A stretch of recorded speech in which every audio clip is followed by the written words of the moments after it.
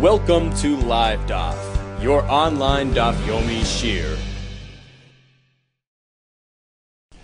Shalom Aleichem and welcome back to today's Daf Yomi. Yevamos Daf Tzadik Ches. We are holding 3 lines from the top. Amar Rava. Ha de Amar Rabbanan. This is that the Rabbanan teach us that Ein Avla Mitzri. A guy does not identify with his father. His father's contribution to his existence is not reckoned with. So as Rashi explains for us, the Gemara is teaching us a profound concept that although sometimes you can say, a ger shenis gayer is kikatan shenel dami, a newcomer to Yiddishkeit is a newborn child, a new entity, a new neshama, a new spiritual and physical DNA, brand new entity. He's disconnected from his past. But at times, even if you cannot say ger shenis gayer is kikatan shenel dami, let's say, for instance, he was born Jewish. He was conceived non-Jewish, but born Jewish. And he has a brother who was born even before him, before his mother converted. So that brother and this fellow share the same father. Still, we don't consider them brothers from the same father. There's no yibum, there's no chalitza. So again, we have one brother conceived and born while mother was still a guy. The next brother was conceived shaloi b'kedusha, prior to Gerus, and born b'kedusha, born Jewish.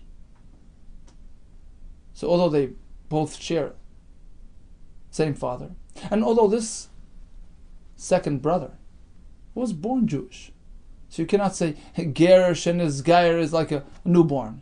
He wasn't a ger; he's born Jewish. Still, he will not identify with that other brother, although they share the same father. Ein avla mitzri. There's a gersa l'goy. They don't identify with their father, the goy. Why? Lo yitema mishum d'shtufe bezima.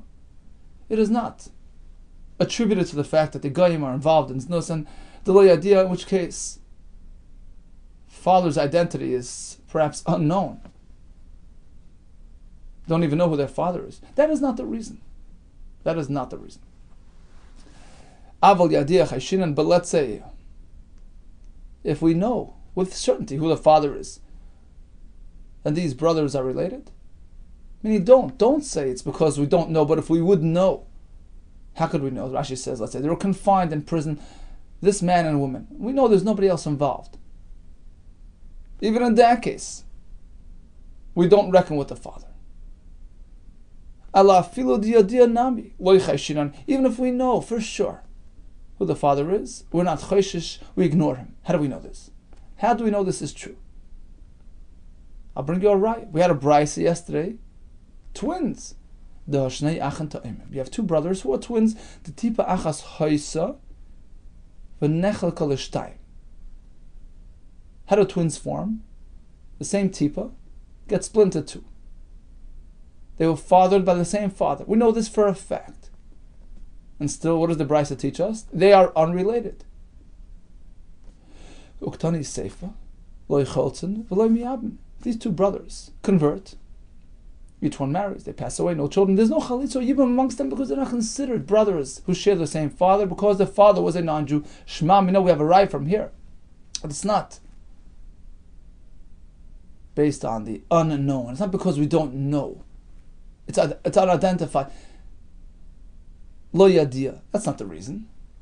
Rather, afkuri afkirei rachman al-azari. The Torah was mafkir the zera of a goy dechsiv. Besar chamorim besaram. V'zirmas susim zirmasim. The flow of their zera, the zirma is like susim. It doesn't have the yichus of a person. It doesn't create yichus and identity amongst his children. And therefore, even when we know with certainty that these 2 brothers were fathered by the same guy,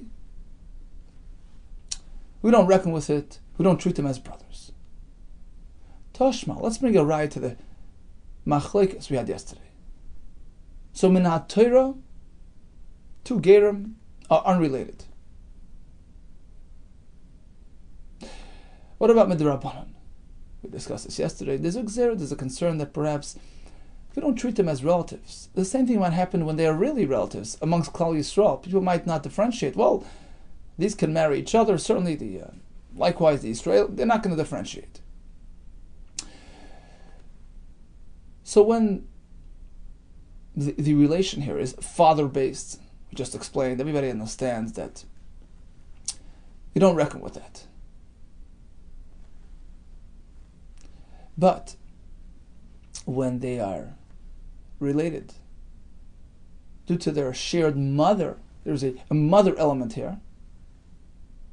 So they were born from the same mother that you cannot ignore, and that appears too much, too close, like real brothers. And if you're going to ignore that, perhaps you're going to carry it over to the Yisraelim as well, and that's a problem. According to Rav Sheshes, we were geyser. According to Rav Achbar Yaakov, we were not geyser. So for instance, two Gerim, brothers, share the same mother.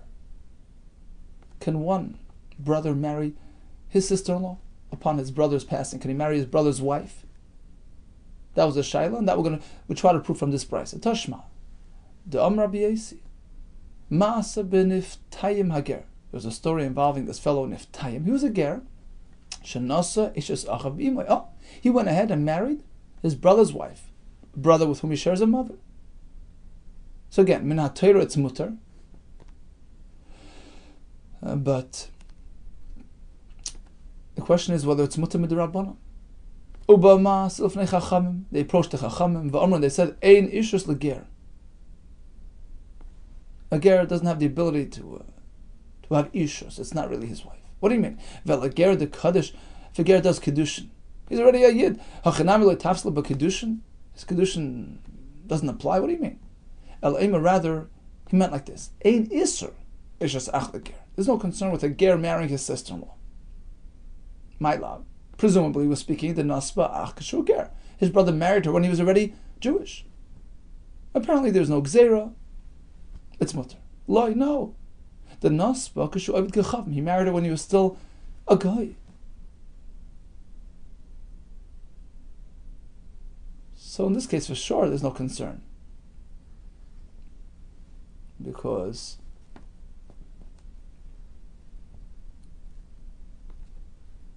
it doesn't appear like their brother-in-laws, because once they are megayer, they're new entities, and nobody will confuse this with the Yisraelim. She was his wife when he was a guy, not now. Asks the Gemara. Well, if he did Kiddushin when he was just a guy, you might remember, why even discuss it? Of course the guy has no Kiddushin. We ignore it. Perhaps I would think, perhaps, even in this case, there's room for gezerah, for concern. If we should ignore what he did when he was a guy, it might lead us to do the same for his wife that he married after he became a ger. And that's a problem, because, as we said, it could be confused with the conventional situation of two brothers marrying each other's wives, and that's of course asam in Torah. So people won't differentiate between what happened when he was a guy, what happened when he was a yid. They'll say, oh, this is his sister-in-law. Kamashmon, the chiddush were not geyser. But you have no raya to our shaila. Two gerim who married after they joined the nation, can they marry each other's wives? We're not sure. Tashma, here comes another raya, that it's mutter. Damar ben Yasyan. So this fellow ben Yasyan related as follows: when I visited the towns at the sea, I encountered this ger. He married this very woman, Eishes Ach, with whom he shares a mother. Omar, till I tell him, B'ni, my son, who allowed you? Omar, what do you mean? It's mutter. Haray Isha v'shiva baneh. Don't you know the story with the woman, the Giyaris, who came along with her 7 sons, and they had this very question: could they marry each other's wives? Al Saf Solzeh, on this very bench, Yoshev Rabbi Kiva sat v'Omar, and he testified as follows. He taught 2 things. V'Omar Shnei Dvar. Number 1, Ger Noisei Eishes Achav Me'imai. Yes, it's mutter. Number 2, a little bit unrelated, but he happened to say it together at the same time. V'Omar, He said a pshat in the pasuk, "Vayhi dvar Hashem al Yoina shenis leimar." Hashem spoke to Yoina for the second time in Nineveh, right? Shenis tells us that it was only twice. Shenis dibra imay shchina. Hashem spoke to him only twice. Shlishis le dibra imay shchina, but not 3 times. Okay. In any case, katani miyas. At any rate, we just said that ger is noisei. Eishes acham imay. A ger may marry an eishes ach with whom he shares a mother. It's not even asur midrabanan. That's a riot to that shit. Maila, presumably the nasba achiv. Kashu ger. His brother married this woman when he was already a ger. Lie, no, the nasba kashu avit. He married her when he was still a guy. Maila, remember, why even discuss it? Of the tema, perhaps I would think nigzor kashu avit gechavim, otor kashu ger kamashmon. Perhaps I would apply gzera even in this case. If we allow it in this case, we allow it in that case as well. If we allow him to get involved with his brother's wife, with whom he married when he was a guy, might do the same with his wife, whom he married after he became a ger, and that's a concern. Kamash Milan, the Chiddush is no concern, but perhaps Eishes Achim Imay, who he married when he was already a ger, that's too close to home. Perhaps that would be Asr. We don't know. Umi Mehemen. How could Ben Yasyan testify that Rabbi Akiva was mat to this very case? Perhaps it wasn't really reliable. He tells us like this: Kol Talmud Chacham shemoira halacha uba. Talmud Chacham comes along, tells us a big chiddush, halacha l'maisa. Do we accept it or not? Something we never heard. Is it reliable? Well, it depends. Im koidem ma'asa amra, if he espouses it before a story actually took place, he's speaking, academic. He's speaking theoretical. Yeah, shemila, we believe it. V'im la, but otherwise, he's coming to justify a halacha that's right here, a story that's taking place. Ain't shemelai. We don't trust him. So when Ben Yashin went to this town and he found that ger over there, and he says, "What are you doing?" And that ger responds, "I can tell you for a fact it's mutter. In fact, Rabbi Akiva was mater." The question wasn't on Ben Yashin. The question was on that ger. How do we trust that ger? Perhaps he's just trying to justify what he did. He's motivated by personal interest. We can't necessarily take it as fact. One teretz is moira ubahaya. In fact, he was teaching it beforehand as well. This was a recurring halacha that he was presenting even before this incident came into fruition. Another teretz is mishum de amar, because he added a fact. He related a story which was known and perhaps can be verified. He wouldn't do that if it was untrue. Hari isha v'shiva banel. He's speaking about a specific story, and therefore it sounds reliable. Another teretz, shani hacha. Here it's different because the amar mas achrina bahada. He's adding that whole drasha with Nineveh. It just sounds too true to be questioned. Let's go back to the Nineveh. Vayidvar Hashem al Yoina shenis leimar. Hashem spoke to Yoina the second time. We learn from here, shenis dibra imay shchina. Second time, but not the third time. Shlishis like dibra imay shchina, but that was the last time the shchina spoke to him. Really? Voksiv. Listen to this pasuk in Melachim. Speaking about the king Yeravam ben Yoash, who restored the boundaries of Klal Yisrael, reestablished them in Klal Yisrael, who Eshiv as Gvul Yisrael, all the way Milavay Chamas, Ad Yamar Rava, Ki Dvar Hashem Asher, Diber Yad Avdoi, as Hashem spoke to his servant Yoina ben Amitai, Hanavi. Apparently Hashem spoke to him again. Amar Avina, no. Al Iske Ninveh Ka'amar. Sure, he spoke to him more. Twice was pertaining to Ninveh. So regarding the topic of Ninveh, he only spoke twice. But certainly he spoke to him afterwards as well, regarding other topics. Of Nachmar, Yitzchak Amar, Hachik Amar. The pasuk over here by Yeravam is not trying to indicate that Hashem spoke to him again regarding this situation. No. It was just a parallel, just a reference. Kidvar Hashem asher diber biyad avdei hanavi. That Yeravam was successful in restoring the boundaries and the sovereignty of Klal Yisrael. Just like, we draw a comparison, just like Asher Diber Biad Avdei Hanavi, which means Kishem Shenefach LeNinveh Mirol Teva, just as by Ninveh. which was the topic that Hashem spoke to him about at that point, just as that situation was overturned from bad to good, as we know, right? They did the tshuva, and everything was restored. Kach, likewise, in this aspect, we have a comparison. Kach b'mei Yerovam ben Yoash, likewise in his days, Nepach lam liYisrael, Merala Tova, things turned from the bad to the good. That's the only point of connection here. Tashma, here comes another raya to our shaila. We're going to try to prove whether or not a ger can interact with his eishes achiv me'imay, meaning his brother with whom he shares a mother, right? They're two gerim, but they both share a mother. Do we say they're close enough, in which case he shouldn't get involved with his brother's wife upon his brother's passing, of course? Because this might happen with two Yisraelim as well. Do we apply the gzera or not? Tashma, ger shahaya leidasa b'kedusha. This ger was born Jewish but conceived non-Jewish before his mother became a geras. What happens to this fellow? What happens to his interaction with his relatives? Does he have arayas with his relatives or not? Well, it depends. Yesh le'sheira aim, a relative who contains an aim element, a relative from his mother's side, suppose his sister with whom he shares a mother, etc. That kurva, that closeness, that din erva applies to him as well. Of course, it's only midrabanan. So let's say his sister, who was born to this same mother before this fellow came about. Still, they're close enough, they share the same mother, they appear like real brother and sister, keep away. But fatherly elements are ignored, totally ignored. As we explained before, it's hefker, we don't know who the father is, many reasons. Ketzat, how does this come about? He married his sister with whom he shares a mother, Yoitzi has to divorce. But Mina'av, a sister with whom he shares only a father, Yikayim, can hold on to her. Another example, where you have the mother element involved, Achoisa'av, can you go ahead and marry his father's sister, Mina'im, with whom father shares a mother? So since there's an aim element, resembles real brothers and sisters, and Yoitzi has to divorce.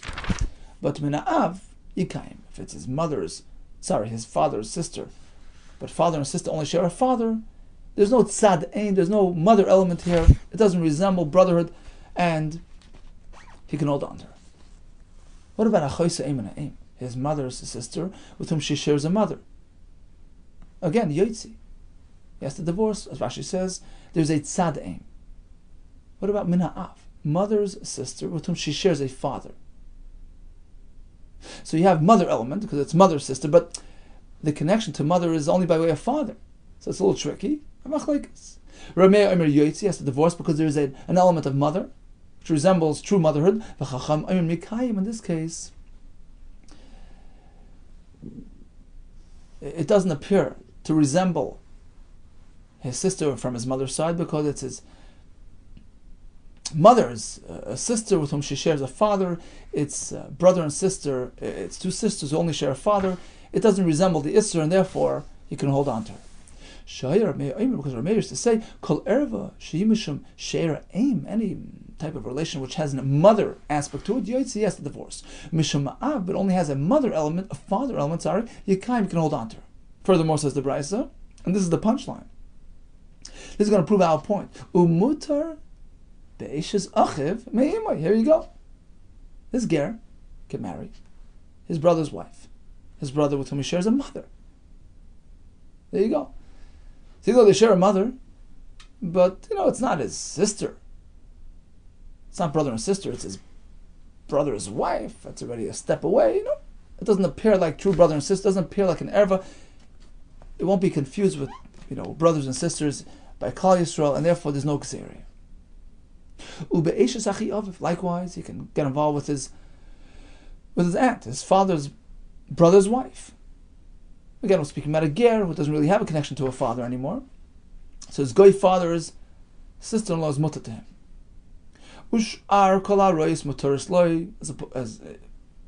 Likewise, all his relatives are mutter to him. What are we trying to include? His father's wife, again, doesn't relate to him, removed, no connection, mutter. What about nasa isha bita? So he was a guy. He had married a mother and daughter. Now they became gerim. That's again too close to home. Mother and daughter, it can create confusion. People might think, well, Yisrael can do the same thing, because again, mother and daughter are very closely related. You don't get a stronger mother aspect, more than mother and daughter. Mamish related. So in this case, koines achas or moitzi achas, he has to be moitzi one, he can hold on to one. Pick your choice. Lichatchili should not marry these cases. Now, the Gemara will explain exactly what this is referring to. One more case is Meisa Ishtoi Muta B'chamois. So if his wife passes away, he can go ahead and marry his wife's mother. So everybody was Gerim, of course. So after his wife passes away, he can marry her mother. By Yisrael, this is Asr, but here it's Mutter, because they're Gerim, there's no relation, and it's after his mother's passing, his wife's passing. Others said, no, Asr B'chamois, even in this case, after his wife's passing, he may not marry his mother-in-law. Okay, end of Brisa. Katani Mias. Bottom line is, what does the Brisa say? Mutter be'ishus achiv. You can go ahead and marry his sister-in-law, with whom his brother's wife, a brother with whom we share a mother. My love, she would not assume the nasva achiv kishu ger. His brother married that wife when he was already a ger, and still we see there's no concern, there's no gzera, that they would appear like real arayas. We see it's mutter. Loi, actually not. His brother married that wife when he was still a guy. And that's why there's no connection. What do you mean? Remember, why even discuss it? A guy, he has no kedushin, he has no issues, there's no sister-in-law here. Perhaps I would say, we should be concerned about this case, where he was Mekadosh when he was a guy, Atu, on account of Kishu Ger, might happen, the same might happen when he was Ger as well, which might pose confusion and concern, Kamash Malon, we're not Choshish. The bottom line is, we had no raya. We leave it hanging, so to speak, inconclusive. And actually we had a Machlekes Amoraim yesterday by Eishes Achav Me'imoy, is it Asr or Mutter? We sought to bring some rayas, but we didn't actually have a successful conclusion. Amar Ma, let's go back to the Brisa. Nosa Isha Bita, he married mother and daughter. Again, we're speaking about a fellow who married these when he was a guy, then they all converted. Now he's stuck. Isha Bita is Nisa Daraisa. Over here, of course, it's not also Midaraisa because they're all Gerim. But it appears like he's marrying a mother and daughter, and people might confuse with Yisrael as well. What is he meant to do? Koines achas, hold on to one, umoitzi achas, and divorce the other one. The Brisa continues with 3 words. Lichatchila lo yichnes. Presumably, it's going on the most recent halacha. Lichatchila, you shouldn't have mother and daughter together. What do you mean? Just told me, hashta fuki mapek. You tell me you have to divorce one. Do you need to say? It goes without saying that he can't go marry them both lechatchila. You're right. Hasam koy. It's going back on the other cases in the Brisa. The Brisa says Yukayim. In all those cases we don't have a mother aspect, you can hold on to them. But the lechatchila you shouldn't marry. And that's what the Brisa means. It means like this. Although the Rabbanan say you could hold on to those nashim because there's no mother element, that's if you're already married. But it's not something we advise. We don't want to get involved in confusions and mistakes.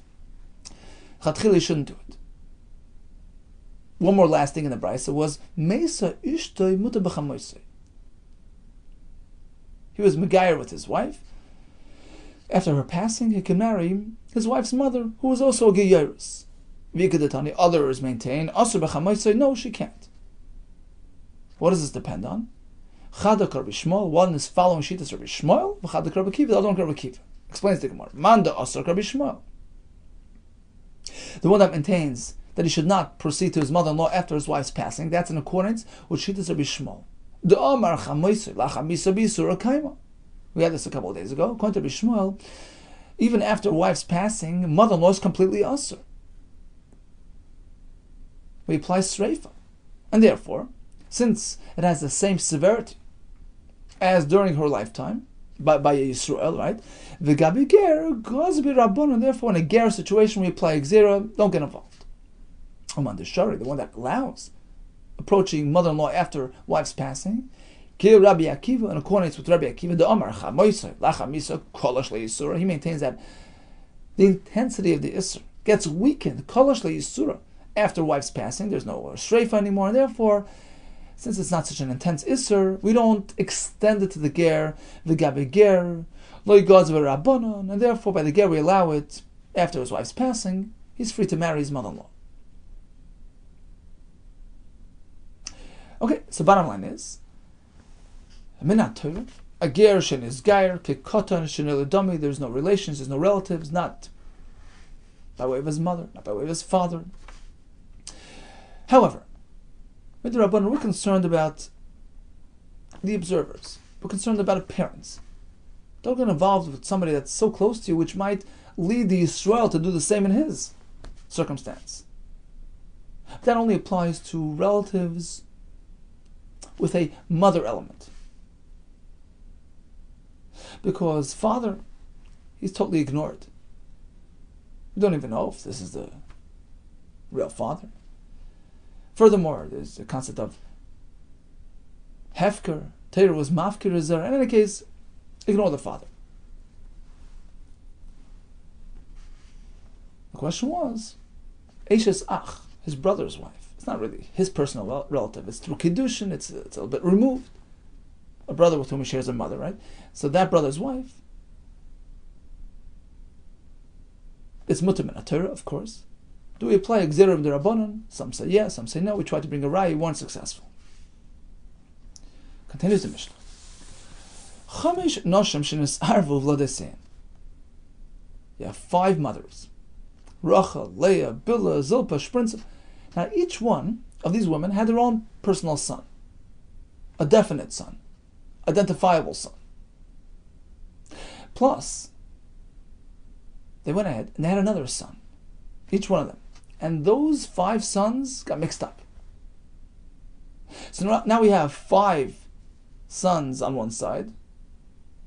Reuben, Shimon, Levi, Yehuda, Sachar. Reuben is Rachel's son, Shimon is Leah. They identify their mothers definitively.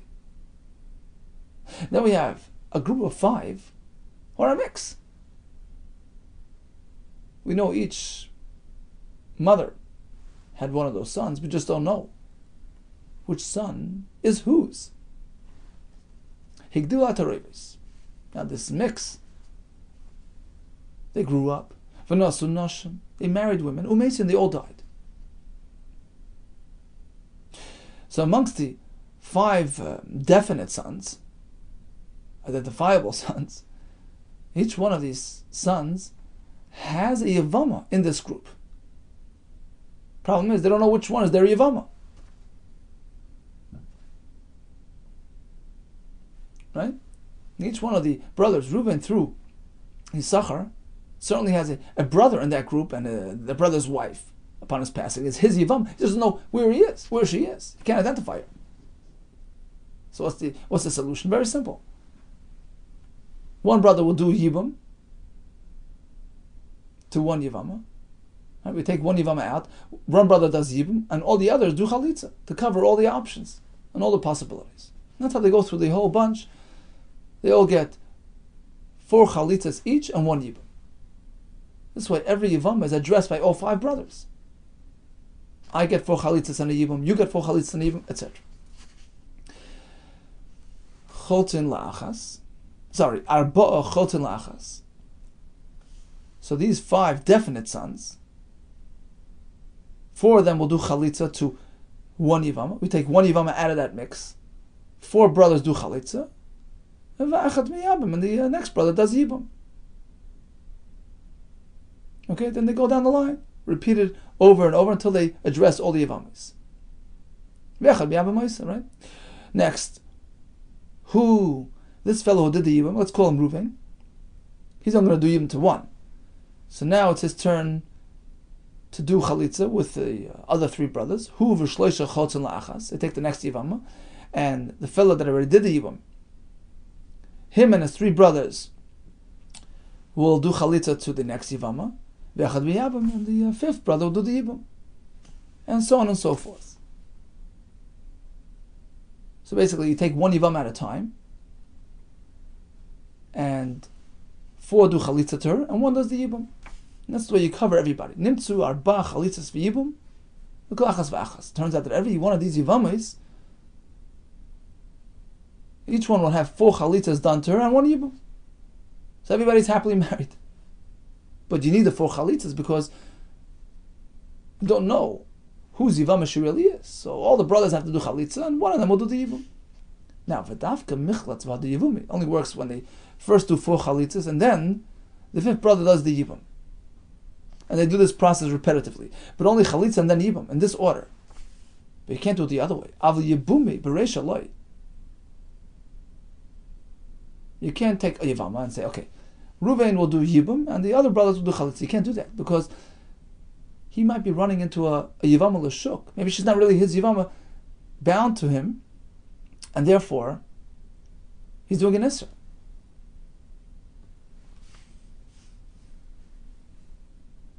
So rather than doing it that way and taking a chance, first 4 brothers do chalitza to her, and then the last remaining brother does the Yibam. So either way, she's covered. If she's meant for him, great. If she was meant for the other brothers, well, they all did chalitza. She's addressed. Asks the Gemara, why do we have to orchestrate it in this way? Why can't one brother do all the Yibams? Pick out one brother, Ruvain, put him on the side, right? Put him on standby. His 4 brothers will do chalitza to every one of the Yevamas. Okay, so each one will have 4 chalitzas. And now Reuven will go marry all 4 women.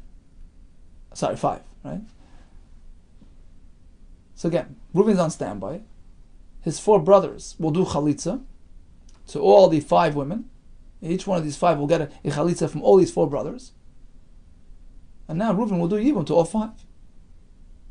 So what does the Mishnah say? After the first one does chalitza, the Yibam, then he will not do Yibam again. He'll join the other brothers and do chalitza and have another guy do the Yibam. Why?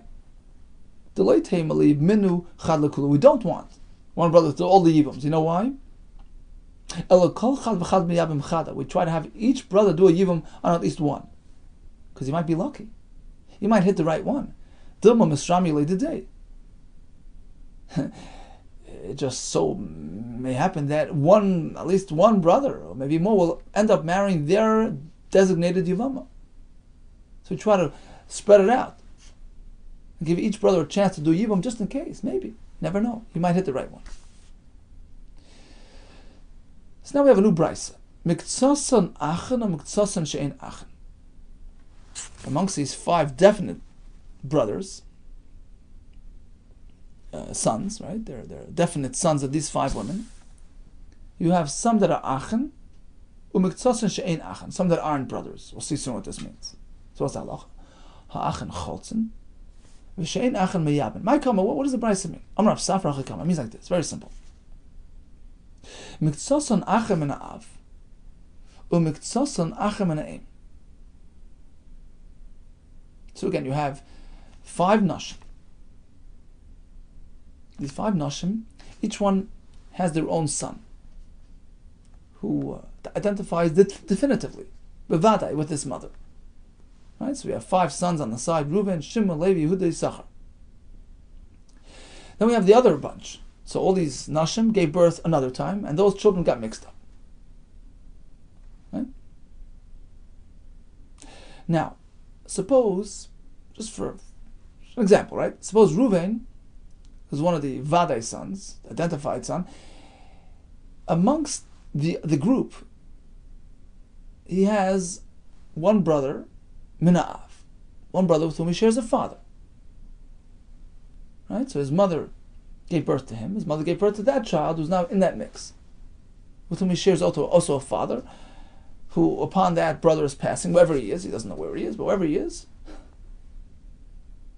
his wife would potentially be his Yevama, right? But on top of that, this is what complicates things. On top of that, he also has a brother in that mix with whom he shares only a mother. Somehow we work it out.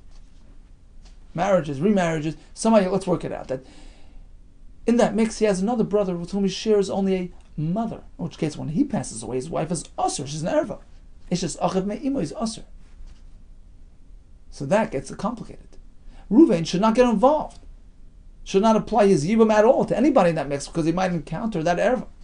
Okay, simple enough? So that's the case. Miktzos and Achem and Av.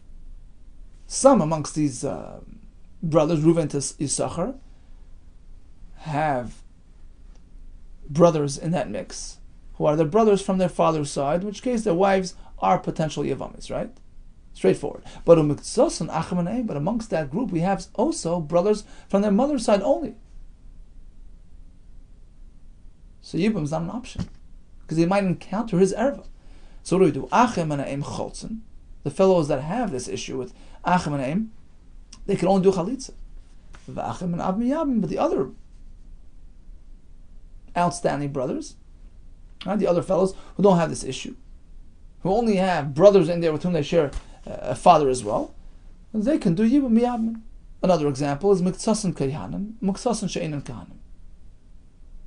Amongst this group of Reuven, Shimon, Levi, Yehuda, Yisachar, we have some that are Kehanim, some that aren't.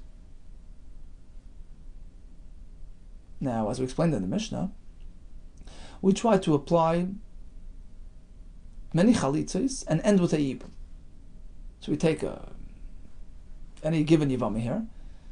We have the 4 brothers do chalitza, and the 5th one does yibum. Problem is, if he's a kohen, he cannot do yibum after she had already gone through chalitza, because perhaps those chalitzos were valid, or at least one of them was valid. Maybe she's not really his yivama, and she's a chalutza. So the kehanim are only chaltzim. Any of these fellows who are kehanim, they can only do chalitza. They can't offer yibum. It's not an option for them. But the non-kehanim, they can proceed, as we explained in the Mishnah. They can do their yibum even after this woman went through many chalitzas. What about miktzos and kehanim? If some of them are kehanim, or miktzos and achem and aim, and others have brothers amongst this group who are minaim, in which case their wife is an erva. So nobody can do yibum. They have their issues,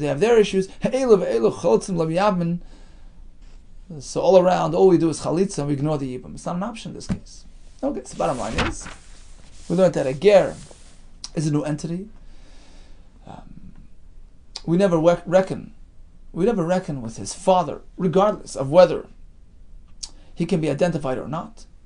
And therefore, once he becomes a ger, and he has a relative through Av, through father, we ignore it. That's simple and straightforward. But what about Mena'im? That appears to be legitimate. It appears to be a real karev. Look, they were born from the same mother. If we allow them to interact, perhaps the same thing will happen by Yisraelim. That was the question we posed yesterday. We had a machlokes. We tried to bring a raya. We were not really successful, but the Brisa does tell us that any direct relative with whom he shares a mother, a sister with whom he shares a mother, etc., or even by Isha or Bita, who are really related, mother and daughter, in that case, we don't even allow the ger to hang on to these, to stay married to these people. He has to be moitzi.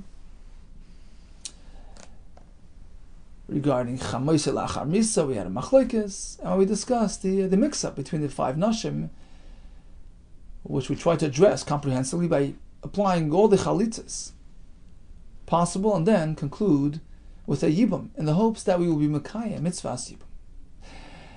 Much hatzlacha to you and b'suras tevis.